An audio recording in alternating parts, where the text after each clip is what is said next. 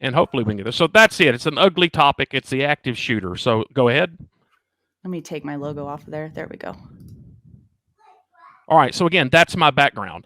So for the last 15 years and as I move forward, that's the perspectives that I look at this problem with and the experiences that I look at this problem with. Go ahead. I do educational presentations like this. I've only done a handful online because usually there's not enough time. My usual presentations run anywhere from 2 hours to 12 hours, 3 and 4 hours being the norm. So this is going to be very quick. I'm not going to cover any actual attacks because we just don't have time. Sure. But I can do a general study presentation, which covers attacks at all different types of locations, or I can focus them on schools. I can focus them on lessons learned for law enforcement from all different types of attacks.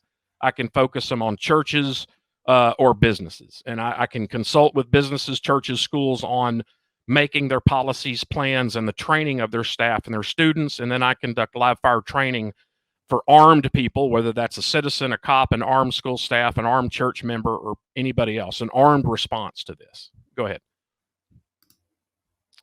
Okay. And so we just had one, Michigan State.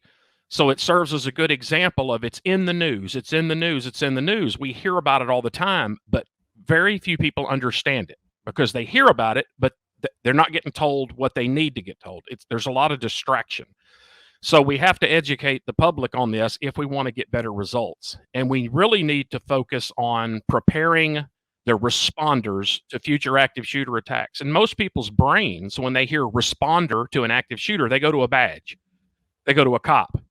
And what I'm going to clearly show you is cops it's impossible for cops to give us low numbers. If they're the ones that respond and stop an active shooter, mathematically, it's almost impossible to get low numbers. So if we want low numbers, which I do, the intended victims are the ones that are going to have to stop this thing.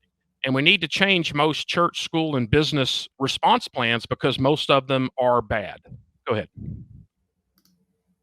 So we've been failing as a country. We've been failing at active shooter response for about 40 years now. So I just give you some examples up there. There's some schools. I'm going to show you a little bit more about those later.